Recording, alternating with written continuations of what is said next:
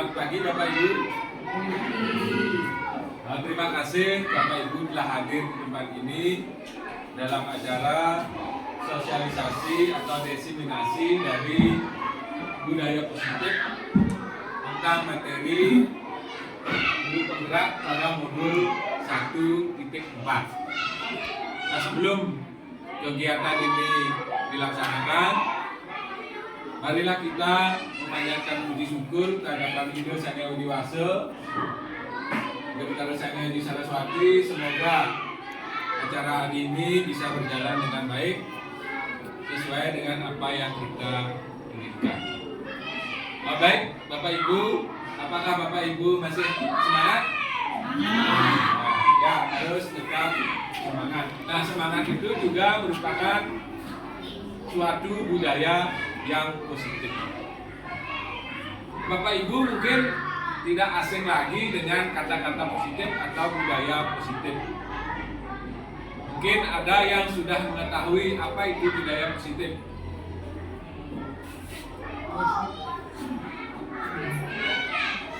Ya, budaya baik itu adalah kebiasaan-kebiasaan baik yang sudah membudaya atau biasa kita lakukan.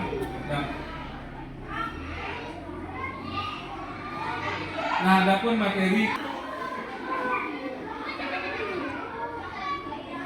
Bapak Ibu coba perhatikan konsep inti dari budaya positif itu ada 6 ya. Yang pertama, perubahan paradigma pendidikan.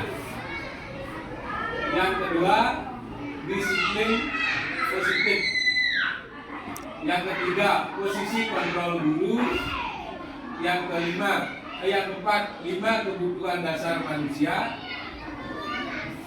Yang kelima, motivasi perilaku manusia. Yang keenam, keyakinan kelas atau sekolah. Yang ketujuh adalah segitiga restitusi.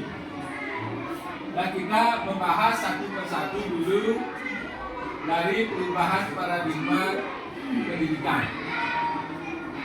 Nah, dewasa ini paradigma pendidikan sudah berubah. Dari dulu pembelajaran itu berpusat kepada guru atau teacher centris ya, atau teacher sentral. Artinya guru satu-satunya sebagai pusat informasi dari pendidikan. Namun untuk dewasa ini perubahan paradigma pendidikan itu sudah berubah. Itu guru bukan satu-satunya sebagai sumber belajar, tetapi sekarang sudah berubah menjadi student sentral ya, atau murid sebagai pusat dari pendidikan. Jadi murid diberikan kebebasan, diberikan kemerdekaan untuk mengakses sumber-sumber belajar seperti yang disampaikan oleh Ki Hajar Dewantara. Kita sebagai guru hendaknya memerdekakan murid atau siswa. Kita tidak lagi harus men-setting. Kadang-kadang kan kalau dulu kita menginginkan murid itu seperti kita, seperti gurunya. Karena kita selama ini menganggap bahwa murid itu adalah kertas kosong sesuai dengan teori tabula rasa. Tetapi dewasa ini dari sananya sudah digariskan. Tetapi sebagai guru, selamat pagi Bapak Ibu. Terima kasih Bapak Ibu telah hadir di tempat ini dalam acara sosialisasi atau diseminasi dari budaya positif tentang materi guru penggerak pada modul 1.4. Nah, sebelum kegiatan ini dilaksanakan, marilah kita memanjatkan puji syukur kehadirat Ibu Sangya Widiwase, Dr. Sangya Yudi Saraswati. Semoga acara hari ini bisa berjalan dengan baik sesuai dengan apa yang kita inginkan. Baik, Bapak Ibu, apakah Bapak Ibu masih semangat? Ya, harus tetap semangat. Nah, semangat itu juga merupakan suatu budaya yang positif. Bapak Ibu mungkin tidak asing lagi dengan kata-kata positif atau budaya positif. Mungkin ada yang sudah mengetahui apa itu budaya positif.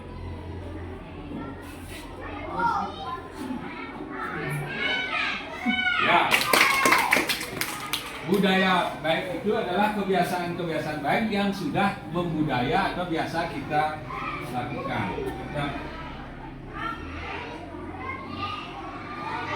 Nah, adapun materi Bapak Ibu coba perhatikan konsep inti dari budaya positif itu ada 6 ya. Yang pertama, perubahan paradigma pendidikan. Yang kedua, disiplin positif. Yang ketiga, posisi kontrol guru. Yang keempat, 5 kebutuhan dasar manusia. Yang kelima, motivasi perilaku manusia. Yang keenam, keyakinan kelas atau sekolah. Yang ketujuh adalah segitiga restitusi. Nah, kita membahas satu persatu dulu dari perubahan paradigma pendidikan.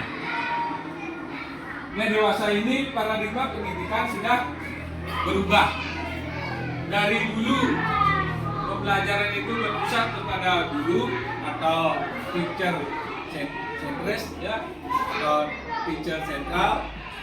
Artinya guru satu-satunya sebagai pusat informasi dari pendidikan.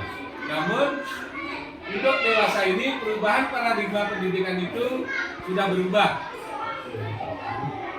Itu guru bukan satu-satunya sebagai sumber belajar, tetapi sekarang sudah berubah menjadi student sentral ya, atau murid sebagai pusat dari pendidikan. Jadi murid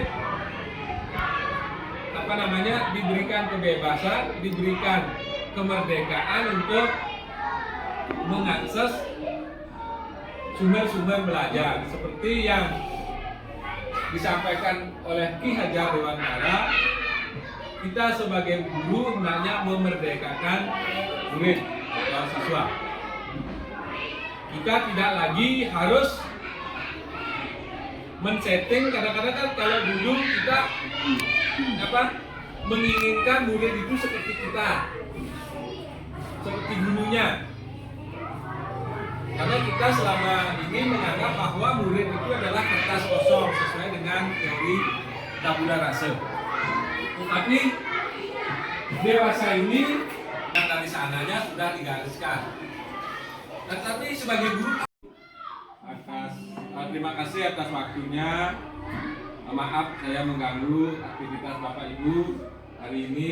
Pada kesempatan ini saya akan menyampaikan terkait dengan diseminasi atau sosialisasi dari budaya positif yang dia dapatkan dalam materi pelatihan guru penggerak.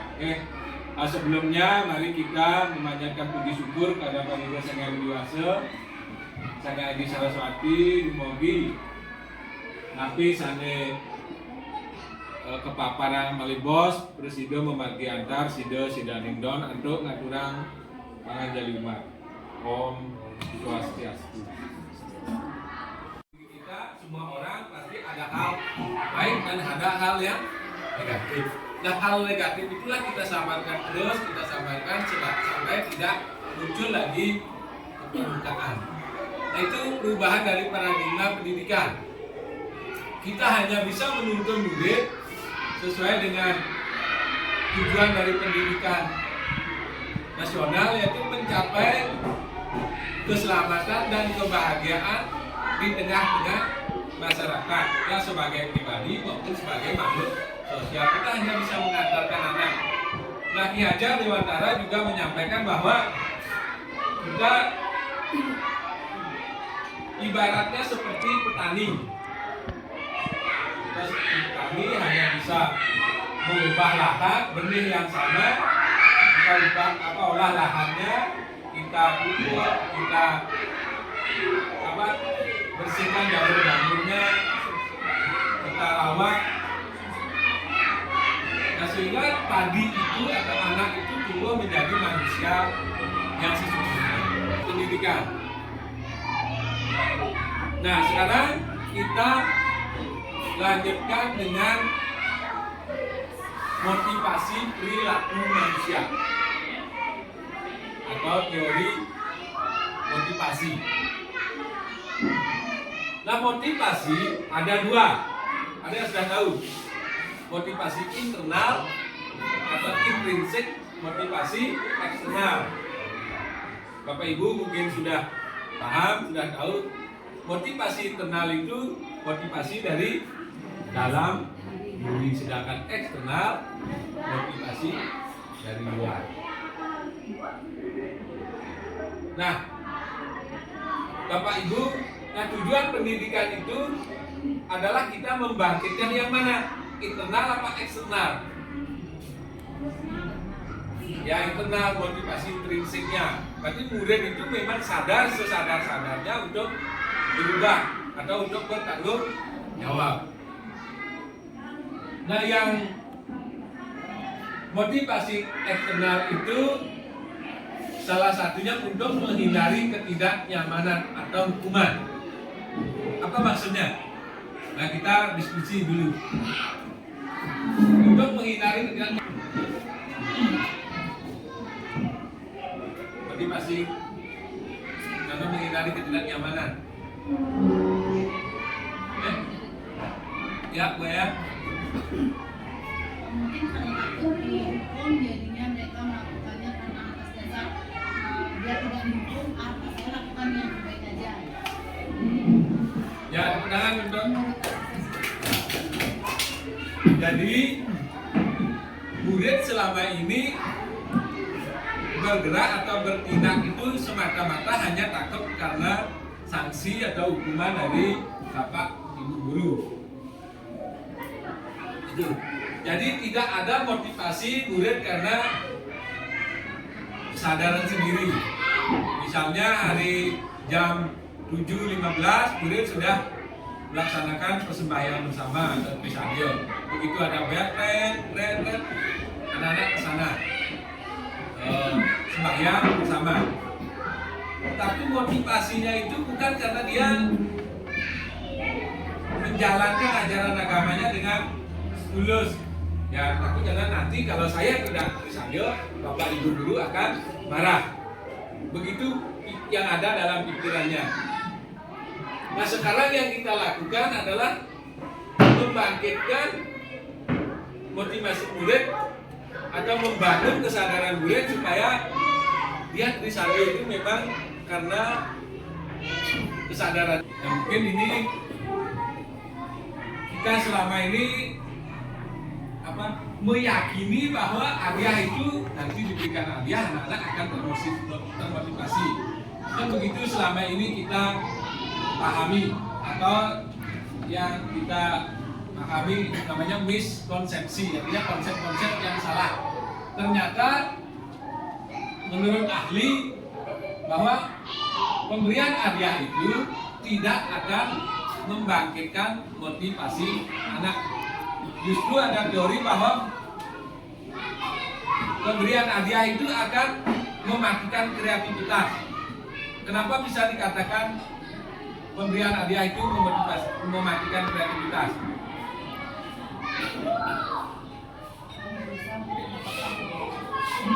Karena anak itu cenderung berubah atau melakukan sesuatu, impiannya, harapannya hanya dia mendapat hadiah. Yang bukan, ya nanti suatu saat kita tidak bisa memberikan hadiah karena dana tidak ada atau anggaran tidak ada, mereka akan kembali turun.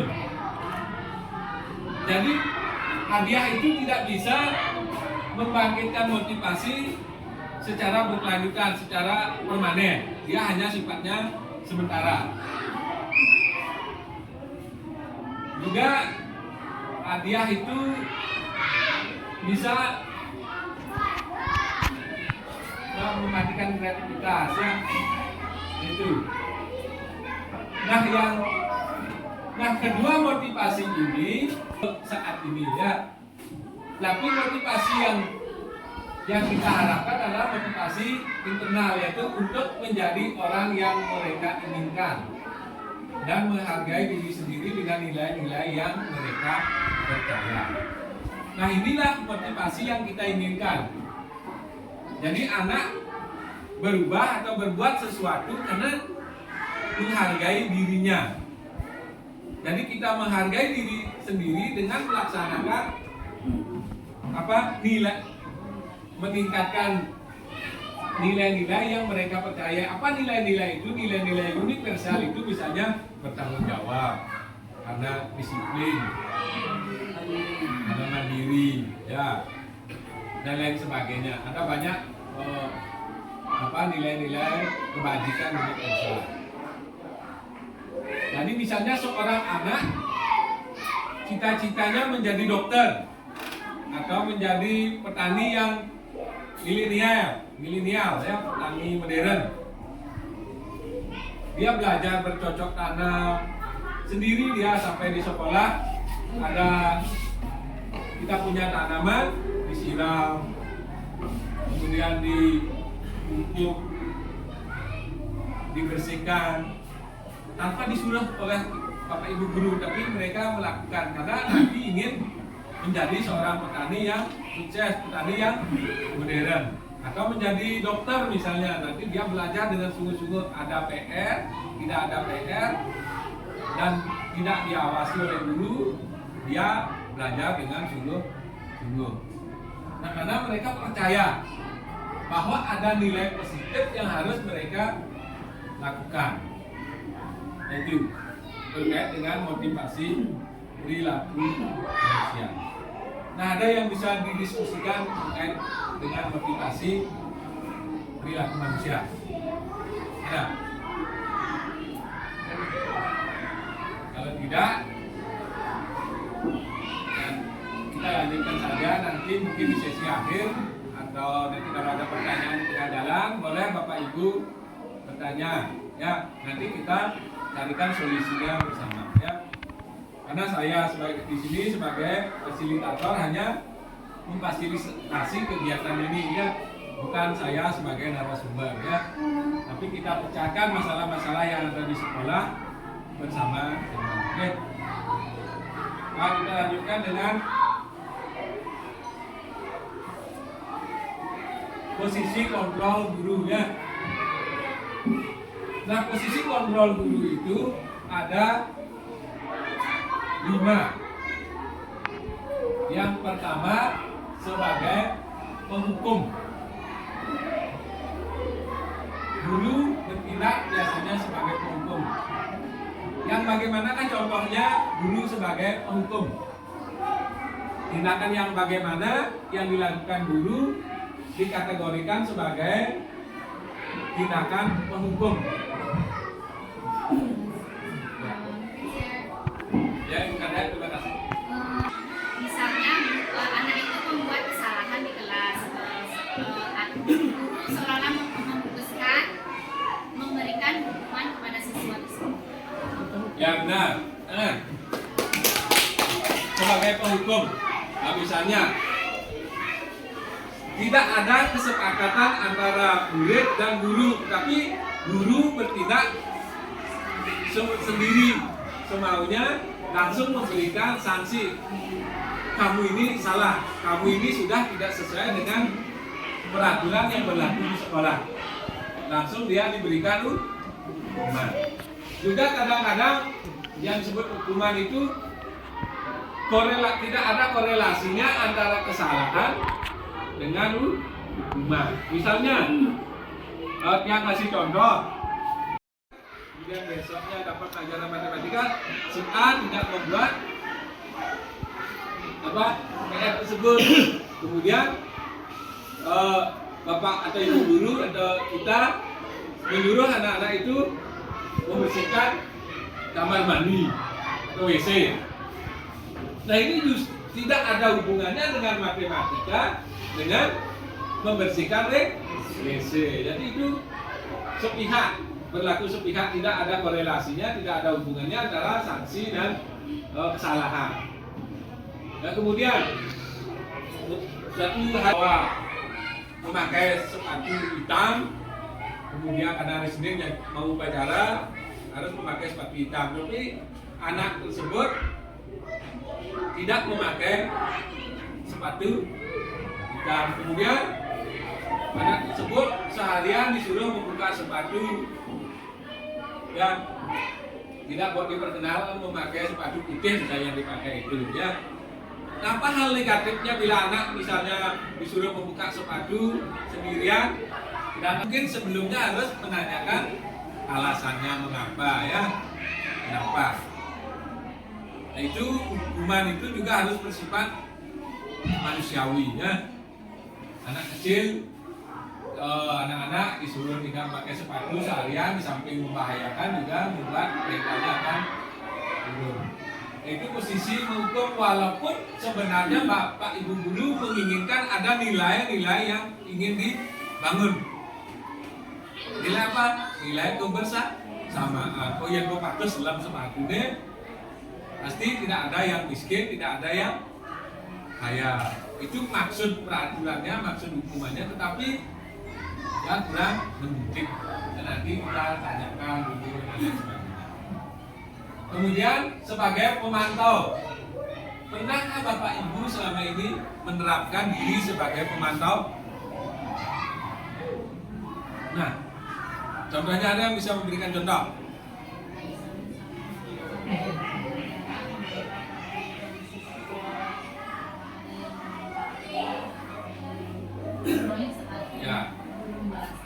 Ya, terima kasih.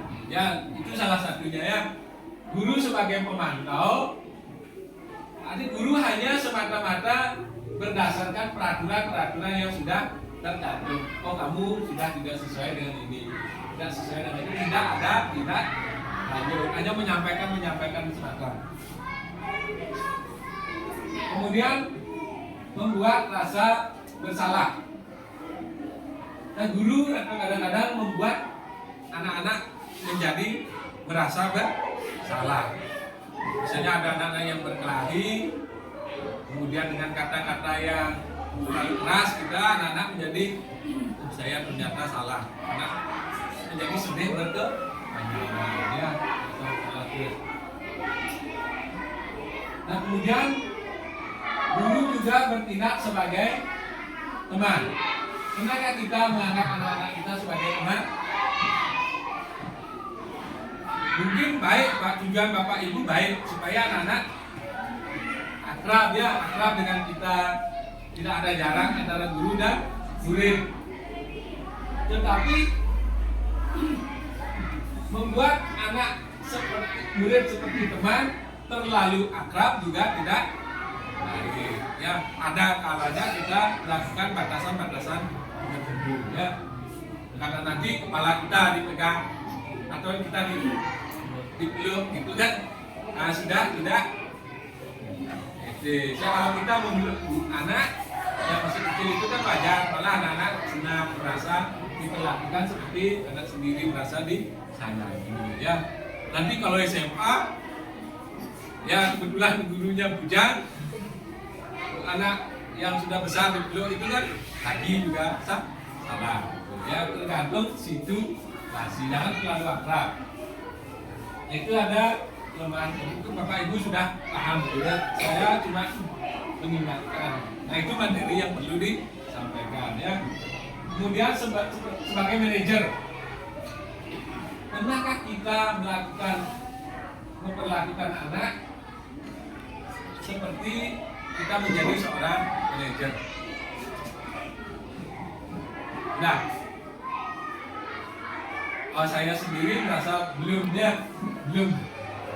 karena sebagai manajer itu masih kita perlu banyak belajar. Ya, misalnya anak-anak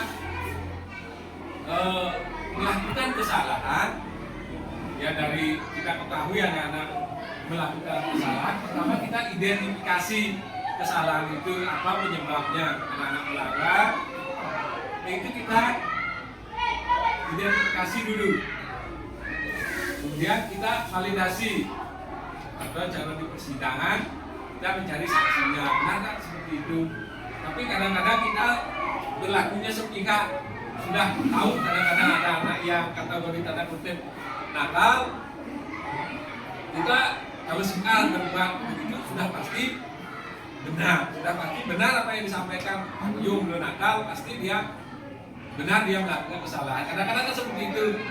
Nah, kadang-kadang kita juga kalau anaknya si A masih sedikit, kadang-kadang kita belum bisa berlaku secara objektifnya. Nah, itu kadang-kadang anak-anak. Nah, dari posisi-posisi kontrol itu ada beberapa kelemahan. Misalnya penghukum, yang seperti tadi kita sudah sampaikan sedikit.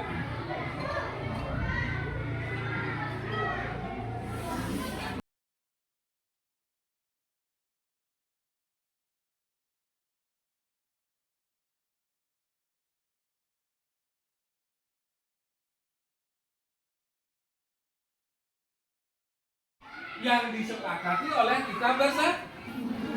Keyakinan kelas itu sudah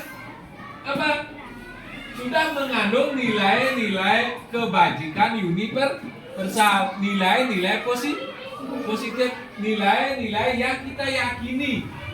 Mungkin Sriati atau Gede Eka, mana Gede Eka? Kemarin kan sudah Bapak ya tahu ya nilai-nilai apa saja yang ada. Salah satunya nilai tanggung jawab. Lagi nilai apa lagi? Nilai-nilai positif, nilai-nilai yang baik selain tanggung jawab. Nilai disiplin lagi. Nilai kasih lagi. Empati dan lain sebagainya ya. Nah, Bapak bertanya sekarang, dilarang membuang sampah. Kalau keyakinan kelas yang sudah mengandung nilai kebajikan, apa kira-kira kalimat yang depan? Tidak ada kata dilarang. Dilarang membuang sampah. Yang depan apa? Sampah pada tempatnya. Itu keyakinannya. Buanglah sampah pada tempatnya. Nomor 1 itu bahwa anak-anak sepakat begitu. Ya, nanti anak-anak Bapak berikan anak-anak kertas post-it ya bersama-sama. Nanti ya di kelas. Nah, ini Bapak masih sosialisasi dulu. Kemudian dilarang makan di kelas. Apa yang cocok? Untuk menggantinya dengan kalimat yang sudah bernarasi positif atau mengandung nilai-nilai kebajikan. Ayo cocok. Dilarang makan di kelas. Ya, Dek Ari. Ya, bagus. Angkat tangan, Akam. Sampaikan. Ya, jawab. Makanlah. Atau makanlah di luar kelas, atau makanlah di kantin sekolah. Ayo, angkat tangan. Nah, Bapak kasih contoh lagi yang selanjutnya. Dilarang datang terlambat. Datanglah, siapa namanya? Hah? Cinta Maharani. Apa jawabannya Maharani? Datanglah tepat waktu tepat hari. Nah, itulah contoh dari sebuah keyakinan kelas. Ya. Nah, keyakinan kelas itu apabila membangkitkan rasa motivasi intrinsik. Ya. Karena rasa bertanggung jawab bukan hanya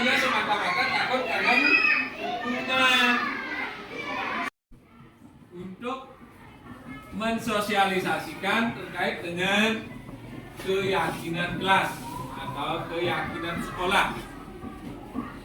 Kalau anak-anak kemarin tahu tak ada peraturan di sekolah? Tahu? Peraturannya bagaimana? Siapa yang bisa menyebutkan? Kira-kira? Membuli. Ya, tidak boleh membuli. Yang dikengkang ada membuli. Yang bagaimana namanya membuli?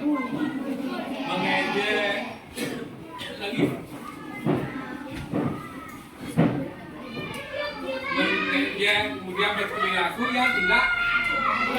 Kemudian peraturan yang lain yang masih anak-anak ingat. Tidak boleh membuang sampah. Lagi.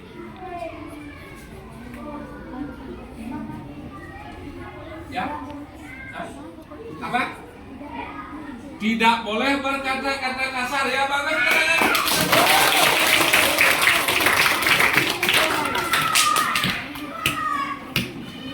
Apa? Tidak boleh membeda-bedakan teman. Ya. Jadi contoh anak-anak sudah bisa mengungkapkan contohnya ya. Nah itu semuanya mengandung kata tidak atau kata negatif. Kata negatif. Nah sekarang ada yang namanya keyakinan sekolah atau keyakinan kelas. Keyakinan kelas atau keyakinan sekolah itu dibuat oleh siapa yang membuat? Hah? Siapa yang membuat?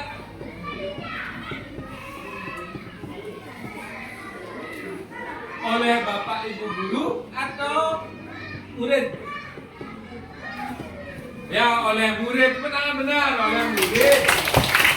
Dan sama bapak ibu guru. Jadi keyakinan kelas itu dibuat oleh anak-anak, oleh murid semua, kemudian disepakati oleh bapak ibu guru. Berbeda dengan peraturan. Kalau peraturan sekolah siapa yang membuat atau peraturan kelas? Hah? Ibu guru atau bapak guru? Anak-anak terlibat apa tidak? Tidak. Kalau peraturan sekolah, peraturan kelas, anak-anak ujuk-ujuk sudah ada peraturan kelasnya. Dilarang membuang sampah, dilarang makan di kelas. Selamat pagi anak-anak.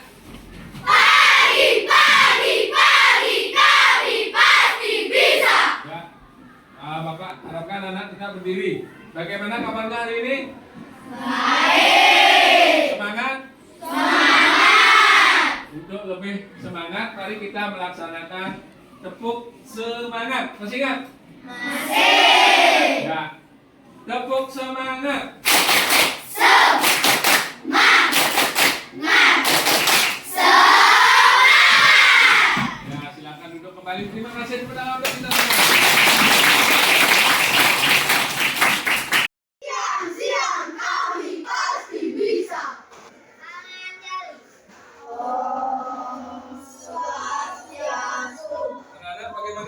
Hari ini baik. Sehat.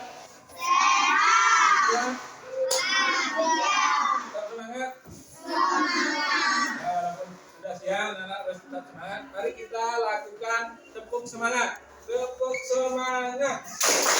Semangat.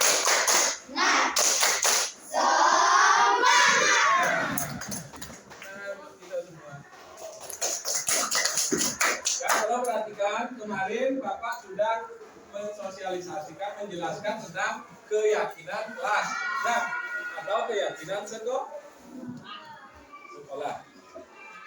Nah sekarang kita praktek langsung dalam pembuatan keyakinan kelas. Tapi sebelumnya apa itu keyakinan kelas? Kesepakatan yang sudah mengandung nilai-nilai kebijakan universal atau nilai-nilai positif yang kita yakini bersama. Masih ingat siapa yang membuat keyakinan kelas itu? Bapak guru, lagi guru, kepala sekolah, siswa, juga mungkin nanti orang tua. Ya, keyakinan keyakinan sekolah atau keyakinan kelas itu diyakini bersama sebagai langkah-langkah atau tujuan kita di kelas 6, satu semester atau satu tahun ke depan. Keyakinan inilah yang menjadi tujuan kelas ini. Seperti apa kelas ini mau diinginkan? Paham? Bagikan kertas post-it atau yang kehabisan boleh tulis di kertasnya. Silakan anak-anak tulis keyakinan kelas yang mau anak-anak inginkan terjadi di kelas ini. Ya, silakan. Ya, silakan tulis. Ya. Ya, tulis keyakinan kelasnya. Sekarang kalau sudah, yang sudah silakan tempel di depan. Satu jangan ya, dua orang boleh. Ya, silakan tulis. Ya, bagus. Ya, silakan kembali. Ya, silakan duduk.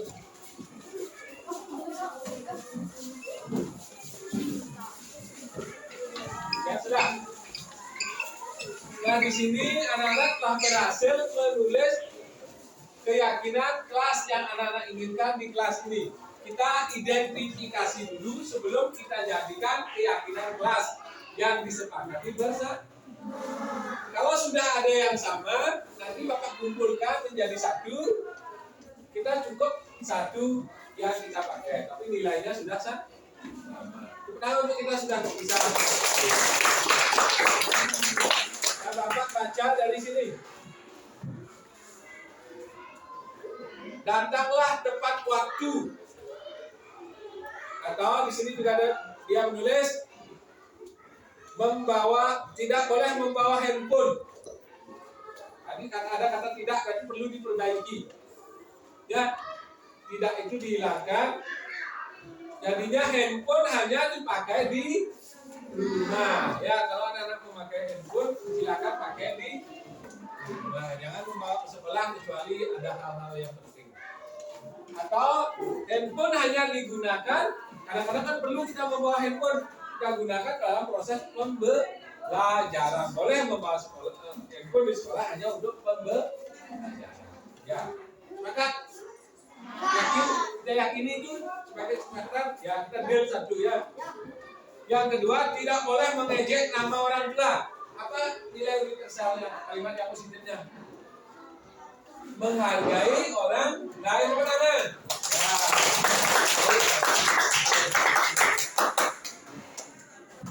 Berarti nilai positifnya nilai saling menghargai. Kemudian ini mengikuti tiket dengan tertib. Tiket tidak tertib ya. Belajar dengan tertib. Apa nilai positifnya? Kata bersih. Menjaga kebersihan.